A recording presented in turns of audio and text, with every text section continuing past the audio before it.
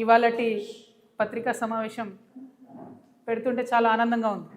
ఎందుకంటే నిన్న మొన్నటి వరకు జరిగిన మున్సిపల్ బూతుల వర్షం ముగిసి చెవులకు హాయిగా ప్రశాంతంగా ఉన్నది. వడగండ్ల వాన పడిపోతే ఎంత ప్రశాంతంగా ఉంటుందో ఈ బూతుల వాన ఆగిపోవడం అంత సంతోషంగా ఉంది. ఈ పార్టీ ఆ పార్టీ అని కాకుండా ప్రతి ఒక్కరు కూడా అసలు ఇష్యూస్ పక్కకు పెట్టి ఈ తూకిత్తా అంటే తూకిత్తా అనేటటువంటి ప్రయత్నం చేసి ప్రజల వాళ్ళ యొక్క దృష్టిని మరల్చే ప్రయత్నం చేశారు. నిజంగా ఈ ప్రచార సరళి వింటే నాకేమనిపించిందంటే సర్పంచ్ ఎన్నికలు లెక్క మున్సిపల్ ఎన్నికలు కూడా పార్టీ గుర్తు లేకుండా జరిగితే బాగుంటుందేమో. ఎందుకంటే బీజేపీ జాతీయ అధ్యక్షుడు వచ్చిండు మహబూబ్నగర్కి ప్రచారానికి, కానీ ఇప్పటికి కూడా మహబూబ్ నగర్లో 2 నుంచి 3 రోజులకు ఒకసారి కూడా మంచినీళ్ళు రానటువంటి పరిస్థితి ఉన్నది. కానీ ముఖ్యమంత్రి గారు ఆ విషయం మాట్లాడలేదు, బీజేపీ జాతీయ అధ్యక్షుడు గారు ఆ విషయం మాట్లాడలేదు.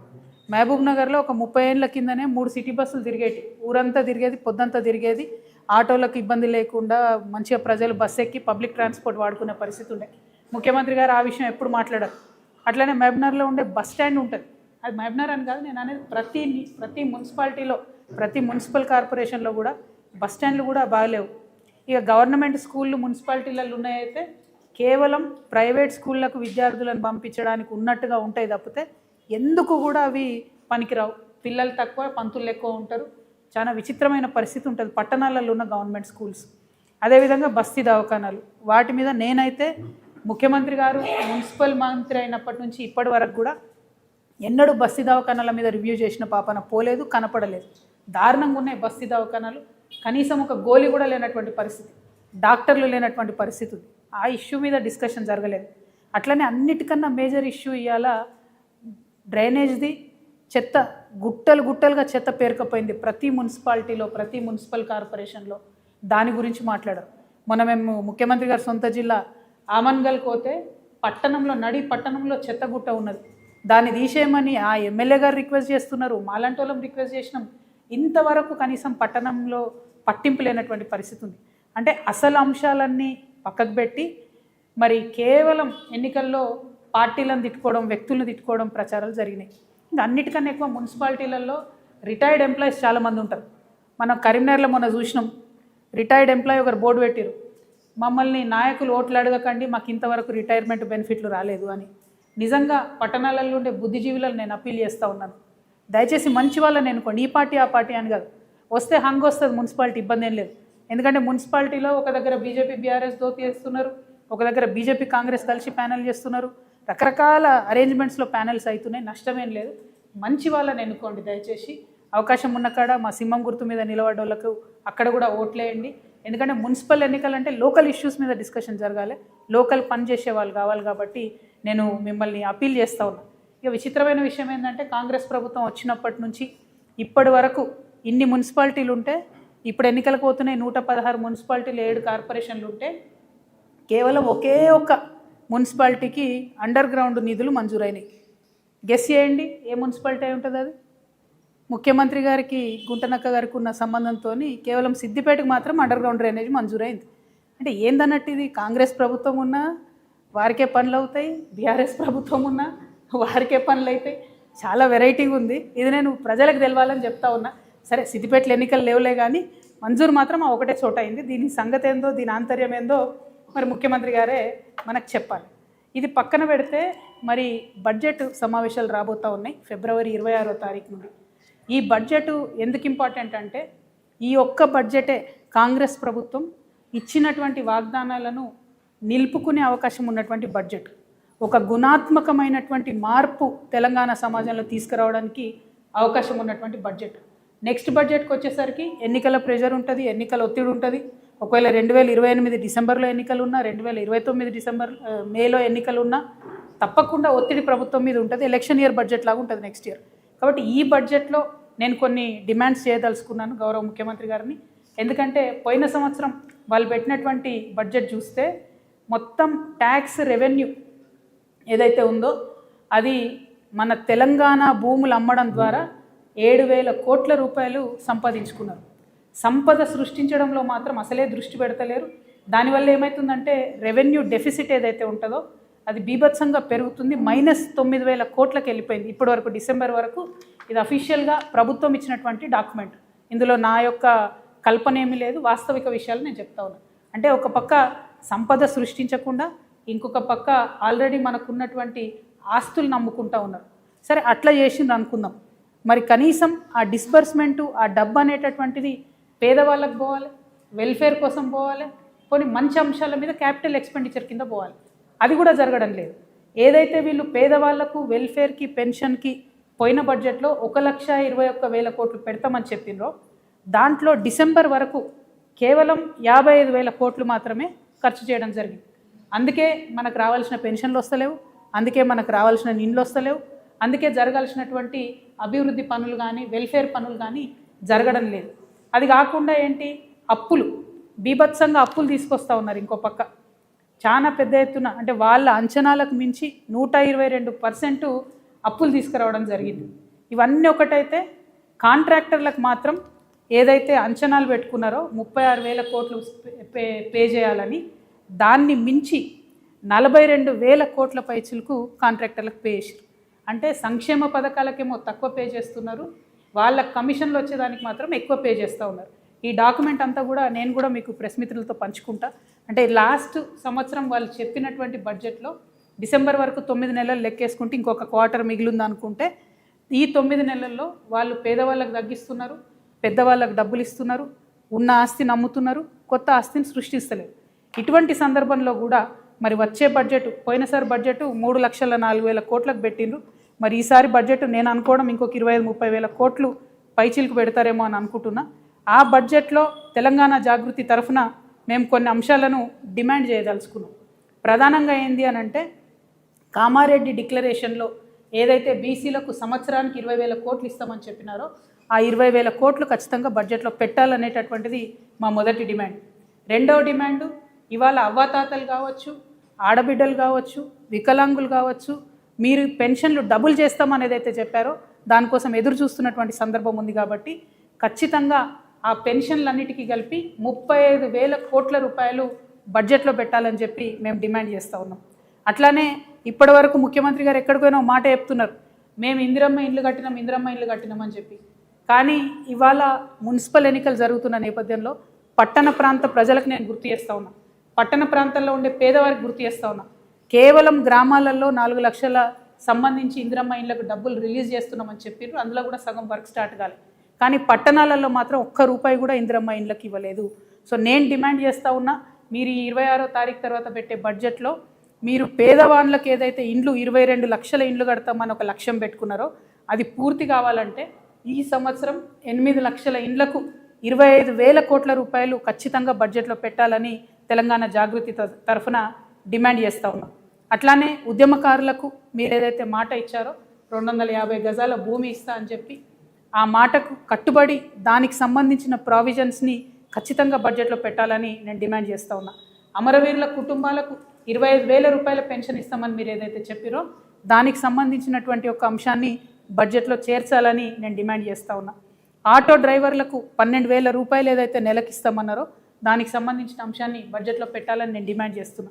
అట్లనే కళాకారులు, తెలంగాణ వ్యాప్తంగా ప్రతి గ్రామంలో కళాకారులు ఉన్నారు. మరి ఆ కళాకారులకు ఒక మంచి ప్రావిజన్ ఉంది.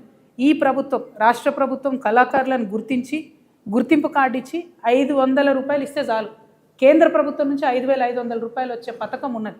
దాన్ని అడ్వాంటేజ్ తీసుకొని రాష్ట్ర ప్రభుత్వం తక్షణమే కళాకారులకు గుర్తించి దానికి సంబంధించిన ప్రావిజన్ని బడ్జెట్లో పెట్టాలని నేను డిమాండ్ చేస్తూ ఉన్నాను. అట్లానే చేవెళ్ళే SC/ST డిక్లరేషన్ ఉంది, దానికి సంబంధించి SC/STలకు సంబంధించి బడ్జెట్లో ప్రావిజన్ పెట్టాలని చెప్పి నేను డిమాండ్ చేస్తున్నా.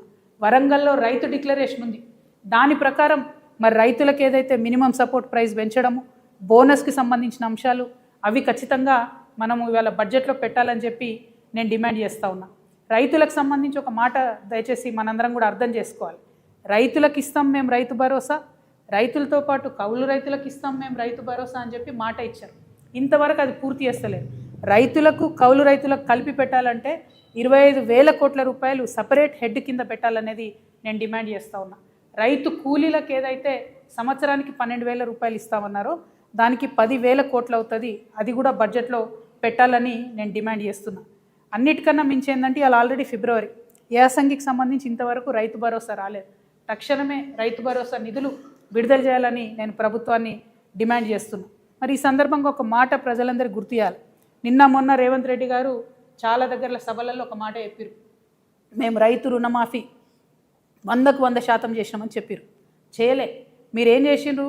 మొదలు మీ అంతటా మీరే ప్రభుత్వం నుంచి 44,000 కోట్లు అయితే రైతు రుణమాఫీ అవుతుందని చెప్పారు. కానీ చేసింది ఎంత? 21,000 కోట్ల రూపాయలు. కానీ క్యాబినెట్ డెసిషన్ చేసింది ఎంత? 28,000 crores. అంటే 28,000 కోట్లు రైతు రుణమాఫీ చేయాలని క్యాబినెట్ చెప్తే మీరు చేసింది 21 కోట్లు. పైగా ముఖ్యమంత్రి గారు ఏమాత్రం మొహమాటం లేకుండా నేను 100% రుణమాఫీ చేసిన అంటారు. నేను ముఖ్యమంత్రి గారికి ఛాలెంజ్ విసురుతా ఉన్నా, మీ మహబూబ్ నగర్ పోదామా, మా నిజామాబాద్ వస్తారా, లేకపోతే హైదరాబాద్లో సెక్రటేరియట్కి మమ్మల్ని రమ్మంటారా? జాగృతి వల్ల వస్తాం, రుణమాఫీ కానీ రైతులందరినీ తీసుకొని వస్తాం. ఖచ్చితంగా మీరు 50% మంది రైతులకు రుణమాఫీ చేయలేదు. ప్రతి జిల్లాలో ప్రతి చోట ఎక్కడికి పోయినా రైతులు బాధపడతా ఉన్నారు. నిజంగా మీకు చిత్తశుద్ధి ఉంటే ఆ ఏదైతే మిగతా 50% మందికి రుణమాఫీ కాలేదో ఈ బడ్జెట్లో పెట్టి రుణమాఫీ చేయండి. ఎగ్గొట్టకండి దయచేసి రైతులకు. రైతన్నలు ఇబ్బందిలో ఉన్నారు. ఇప్పటికే మీరు యూరియా కూడా ఇవ్వలేని పరిస్థితులలో, మేనేజ్ చేయలేని పరిస్థితుల్లో రైతులు ఇబ్బంది పెడుతున్నారు. ఇది కరెక్ట్ కాదు. ముఖ్యమంత్రి గారు నిజాలు చెప్పండి ఇప్పటికన్నా అని చెప్పి మేము వారికి హెచ్చరిక చేస్తూ ఉన్నాం. అదేవిధంగా విద్యార్థులకు సంబంధించి ఫీ రియంబర్స్మెంట్ 11,000 కోట్లు బకాయిలు ఉన్నాయి. నేను పదే పదే చెప్తూ వచ్చాను, ఈ ఫీ రియంబర్స్మెంట్ డబ్బులు ఇవ్వకపోతే అందరికన్నా ఎక్కువ బాధపడేది మా ఆడబిడ్డలు. ఆడపిల్లలు చదువు అనిపించి ఇంట్లో కూర్చోబెడతారు. కాబట్టి రిక్వెస్ట్ చేస్తూ ఉన్నాం, మేము రాష్ట్ర ప్రభుత్వాన్ని డిమాండ్ చేస్తూ ఉన్నాం, 11,000 కోట్లు వన్ టైం మీరు ఫీ రియంబర్స్మెంట్ ఇవ్వండి. ఇచ్చి తర్వాత మంత్లీ ఇస్తారా, క్వార్టర్లీ ఇస్తారా, ఒక క్యాలెండర్ ఇవ్వండి. కానీ ఇవ్వండి. ఇబ్బంది అవుతుంది విద్యార్థులకు. చిన్న విద్యా సంస్థలు మూతపడిపోతున్న పరిస్థితి ఉంది. కాబట్టి 11,000 కోట్లు ఫీ రియంబర్స్మెంట్ ఇవ్వాలని చెప్పి నేను డిమాండ్ చేస్తూ ఉన్నా. ఈ ఆర్టీసీ కార్మికులకు సంబంధించి నిన్న మళ్ళీ ముఖ్యమంత్రి గారు అబద్ధం చెప్పారు, 50,000 మంది కార్మికులు ఉన్నారని చెప్పారు. దారుణం ఏంటంటే తెలంగాణ రాకముందు 52,000 మంది కార్మికులు ఆర్టీసీలో ఉంటే 10 ఏళ్ళ బీఆర్ఎస్ 2 ఏళ్ళ కాంగ్రెస్ కలిసి ఇప్పుడు అది 32,000 మందికి వచ్చింది. అంటే 20,000 మందిని ఫోర్స్ చేసి ఉద్యోగాలు మాన్పించారు ఆర్టీసీ వాళ్ళను. వీఆర్ఎస్ ఇచ్చిర్రు, రకరకాల ఇబ్బందులు ఇచ్చిర్రు. 10 రూపాయలు టికెట్ కొట్టకపోతే కండక్టర్లు తీసేసినటువంటి పరిస్థితులు చాలా ఉన్నాయి. ఇప్పుడు ఉన్నటువంటి పరిస్థితుల్లో మొన్న జగిత్యాల్లో ఒక ఎగ్జాంపుల్ జరిగింది. ఒక బస్సులో 170 మంది ఎక్కిరు ఫ్రీ బస్సు పెట్టిన తర్వాత. వెనుక 2 టైర్లు ఊడిపోయినాయి. దేవుడి దయ వల్ల ఏం పెద్ద ప్రమాదం జరగలేదు. కానీ కండక్టర్ సస్పెండ్ చేస్తారు. ఇట్లాంటి ఇన్సిడెంట్స్ ఏం చేస్తాడు కండక్టరు, డ్రైవరు? మీకుండాల చిత్తశుద్ధి. ఆర్టీసీని దయచేసి రాష్ట్ర ప్రభుత్వంలో విలీనం చేయాలి, ఆ ప్రక్రియను ప్రారంభించాలి. ఎట్ ద సేమ్ టైం మీరు ఏదైతే ఎలక్ట్రిక్ బస్సులు పెడతామంటున్నారో ఆలోచన మంచిదే, కానీ ఆ పెట్టే ప్రతి ఎలక్ట్రిక్ బస్సులో మా ఆర్టీసీ అన్ననే డ్రైవర్గా ఉండాలి, ప్రైవేట్ వాళ్ళు ఉండడానికి వీలు లేదు. ఆ విషయాన్ని పాటించకుండా ప్రభుత్వం ఆర్టీసీకి ద్రోహం చేస్తున్నది. కండక్టర్లను, డ్రైవర్లను ప్రైవేట్ వాళ్ళని పెడుతున్నది. అది కరెక్ట్ కాదు. ఖచ్చితంగా ఆర్టీసీని విలీనం చేయాలి, కార్మికుల యొక్క ఉపాధిని కాపాడాలని చెప్పి నేను ముఖ్యమంత్రి గారికి డిమాండ్ చేస్తూ ఆర్టీసీ విలీన ప్రక్రియలను ఇప్పటి బడ్జెట్లో ప్రస్తావించాలని చెప్పి నేను డిమాండ్ చేస్తూ ఉన్నాను. అదేవిధంగా మహిళలకు ఏదైతే 25,000 ఇస్తామన్నారో దానికి సంబంధించి ఇంతవరకు ఊసిలేదు.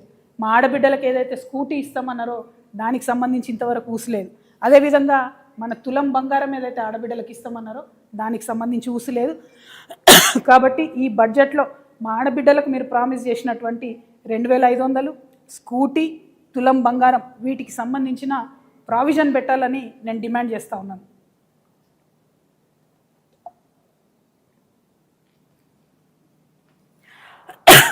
అదేవిధంగా చాలా కీలకమైన అంశం, మన తెలంగాణ భవిష్యత్తుకు సంబంధించినటువంటి అంశం. మీరు ఎన్నికల్లో ఎన్నికై గద్దెనెక్కడానికి అత్యంత కీలకంగా ఉన్నటువంటి తెలంగాణ యువతకు సంబంధించినటువంటి అంశం. మీరు ఎన్ని ఉద్యోగాలు ఇస్తామన్నారు? మొదటి సంవత్సరంలో 2 లక్షలు ఇస్తామన్నారు. ఇప్పటి వరకు పాత ప్రభుత్వం ఇచ్చినటువంటి ఉద్యోగాలకే మీరు పత్రాలు ఇచ్చుకుంటూ తిరుగుతున్నారు. మీరు స్వతహాగా ఇచ్చినాయి కేవలం 11,000 ఉద్యోగాలు. అంటే ఇంకా 1,89,000 ఉద్యోగాలు మీరు ఇవ్వాల్సి ఉంది, అది బాకీ ఉంది. ఈ బడ్జెట్లో నేను డిమాండ్ చేస్తూ ఉన్నాను, 1,89,000 ఉద్యోగాలకు సంబంధించి వాళ్ళని తీసుకుంటే ఎన్ని జీతాలు ఇవ్వాల్సి వస్తాయో ఆ అమౌంట్ని మీరు ఈ బడ్జెట్లో పెట్టండి. మీ యొక్క చిత్తశుద్ధిని నిరూపించుకోండి. జాబ్ క్యాలెండర్ ఇవ్వండి. ఏ నెలలో ఏ పరీక్ష పెడతారో పిల్లలకు క్లారిటీ ఇవ్వండి.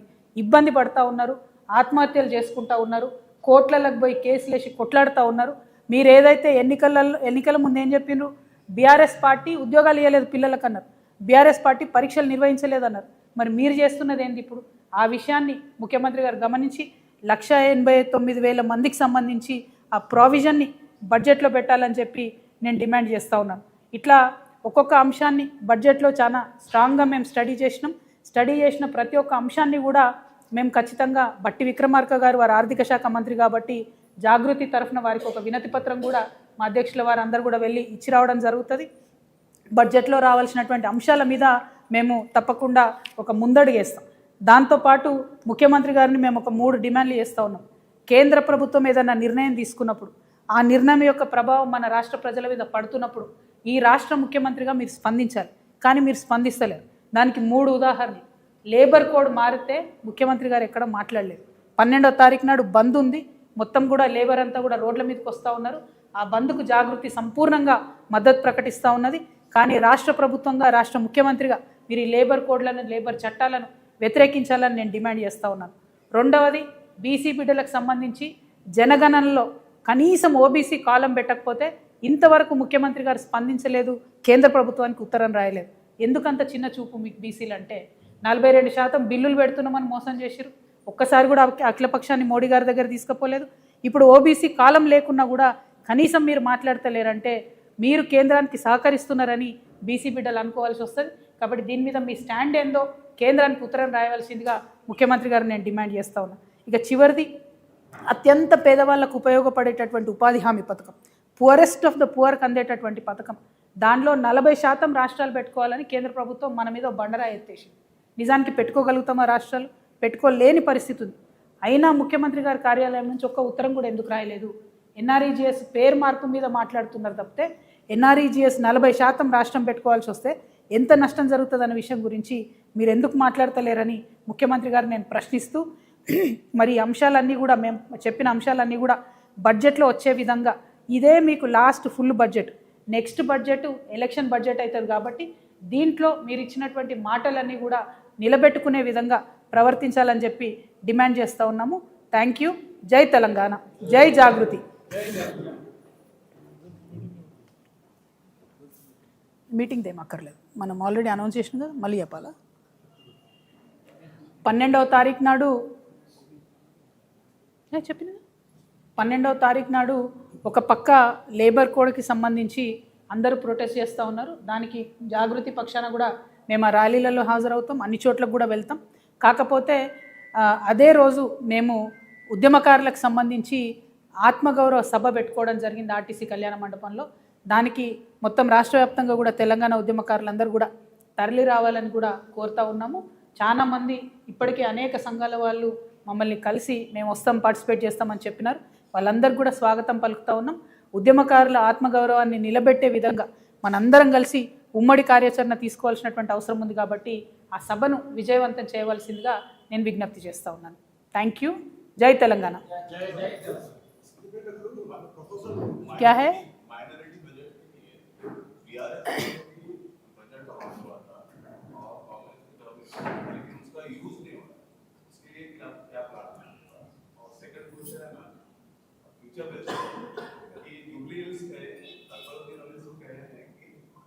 कांग्रेस को जो है हमारी वजह से जो है वहाँ जीत गई, तो फ्यूचर में उनका यही कहना है कि तेलंगाना में कोई भी सीएम बनता है, कोई भी हुकूमत बनाता है, तो वो उनके साथ एमआईएम के साथ मिलकर जो है वो काम करना पड़ता है। इन फ्यूचर आप जब इक़्तिदार में आएंगे तो क्या आप अलायंस करेंगे? देखिए, बहुत अच्छा सवाल पूछे आप। माइनॉरिटी का बजट बीआरएस में भी जो आया वो भी पूरा खर्च नहीं हुआ। इनफैक्ट पूरा माइनॉरिटी फाइनेंस कॉरपोरेशन तबसा हो गया बीआरएस के हुकूमत में। कांग्रेस आने के बाद अनाउंसमेंट बड़ा करे लेकिन खर्चा उन्होंने भी उतना ही करे, ज़्यादा कुछ खर्चा नहीं करे। तो माइनॉरिटियों के वास्ते दोनों सरकारों का एक ही रवैया रहा। और रही बात ओवैसी ब्रदर्स की, अब देखिए उन्होंने कैसे है, जैसा सनफ्लावर रहता ना भाई, सनफ्लावर सन के गोल गोल घूमते रहता। Owaisi brothers MIM party power के गोल गोल घूमते रहते, जो भी पावर में जो भी इक़्तिदार में उनके साथ रहते। उन्होंने पहले तेलंगाना को अपोज करे, रॉयल तेलंगाना होना बोल के बोले, लेकिन जब तेलंगाना बना और केसीआर साहब हुकूमत में आए, जिनका मेन एजेंडा ही तेलंगाना फॉर्मेशन था, लेकिन उनके साथ मिलकर 10,000 पावर में शेयर करे। उस टाइम पे केसीआर साहब के वाह करते रहे। और अभी बिफोर दिस इलेक्शन 2023 से पहले उन्होंने क्या बुलाया रेवंत रेड्डी साहब को, आरएसएस के आदमी है बोल के बोले। लेकिन जब रेवंत रेड्डी साहब हुकूमत में आए तो उनके पास गए। अब इनका सीएमओ के पास आना जाना तो है, पावर के साथ आना जाना है। और तारजुब की बात यह है, वहाँ ऊपर राहुल गांधी को उन्होंने क्रिटिसाइज करते, लेकिन यहाँ जुबली हिल्स इलेक्शन में रेवंत रेड्डी साहब के पास रह के कैंडिडेट भी नहीं लगा एमआईएम का, पूरा कांग्रेस का साथ दिए। तो इन्हों किन के साथ है? जो भी इक़्तिदार में रहते हैं उनके साथ है। तो मेरा इनसे रिक्वेस्ट ये है, आप सीएमओ के पास आपका आना जाना रहता, सीएम आपके बात सुनते बोल के आप दावा कर रहे हैं ना, तो इमीडिएटली रेवंत रेड्डी साहब को बोल के, अभी रमज़ान आ रहा ना भाई, 7-8 दिन में रमज़ान आ रहा, तो इमाम और मौज़नों के जो भी पेंडिंग है वो इमीडिएटली दिलाइए, और इमाम और मौज़नों को 6,000 से 12,000 करते बोल के बोले कांग्रेस गवर्नमेंट, आज तक नहीं करे 2 साल में। और आपको एक सवाल है मेरी एमआईएम पार्टी को और ओवैसी ब्रदर्स से, अब 2 साल से आप रेवंत रेड्डी साहब के साथ है, क्यों फिर एक भी बार रमज़ान का तोहफा नहीं दिलाया आप? अगर आप सरकार के साथ है, हुकूमत के साथ है, सीएम साहब आपके बात सुनते हैं, क्यों नहीं दिलाए? और क्या डेवलपमेंट है भाई ओल्ड सिटी में? मैं अभी हाल ही में ओल्ड सिटी में हमारा दौरा हुआ, बहुत गंदा पानी आता है, सिटी बस कहीं नहीं जाता, स्कूल्स ठीक नहीं है, रोड्स ठीक नहीं है। आप हर सीएम के साथ है, केसीआर साहब के साथ 10 साल थे, इनके साथ 2 साल है, क्या कर रहे फिर आप? डेवलपमेंट कहाँ है? अब आप पूरे हैदराबाद के सराउंडिंग के पास जाके बोल रहे हैं एमआईएम को वोट डाले, क्यों डालना? ओल्ड सिटी में कैसा है डेवलपमेंट? क्या ओल्ड सिटी में रहते हैं क्या? ओवैसी ब्रदर्स ओल्ड सिटी में नहीं रहते, बाहर रहते हैं इनको खुद ताल्लुकात नहीं है ओल्ड सिटी से। अभी इन्हों बाहर जाके बोल रहे वोट देने के लिए। मेरा बोलना ये है कि इक़्तिदार में जो रहते हैं उनके साथ पावर आप शेयर कर रहे हैं, तो आप अपने कम्युनिटी के लिए कुछ कराइए, अपने कॉन्स्टिट्यूंसी के लिए कुछ कराइए। डेवलपमेंट वहाँ नहीं करा रहे और बड़े बड़े दावा कर रहे, और बड़े बड़े दावा कर रहे हैं। तो जब रमज़ान आ रहा तो सारे दरगाहों को फ्री करेंट दिलाइए, सारे मस्जिदों को फ्री करेंट दिलाइए, साफ़ करवाइए, बजट दिलाइए, वो काम कीजिए। Thank you. जय तेलंगाना।